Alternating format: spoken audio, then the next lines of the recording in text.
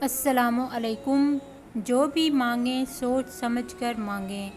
سیدنا انس بن مالک رضی اللہ تعالیٰ عنہ سے روایت ہے کہ رسول اللہ صلی اللہ علیہ وسلم نے مسلمانوں میں سے ایک شخص کی عیادت کی جو لاغر ہو کر چوزے کی طرح ہو گیا تھا، یعنی بہت ضعیف اور ناتواں ہو گیا تھا۔ رسول اللہ صلی اللہ علیہ وسلم نے اس سے فرمایا، کیا تم اللہ تعالیٰ سے کسی چیز کی دعا کرتے تھے یا اس سے کچھ مانگتے تھے؟ اس نے کہا، جی ہاں، میں کہتا تھا، اے اللہ، تو مجھے آخرت میں جو سزا دینے والا ہے ابھی دنیا ہی میں دے دے۔ اس پر رسول اللہ صلی اللہ علیہ وسلم نے فرمایا، سبحان اللہ، پاک ہے اللہ کی ذات، تم اس سزا کو کاٹنے اور جھیلنے کی طاقت و استطاعت نہیں رکھتے، تم نے یہ کیوں نہ کہا؟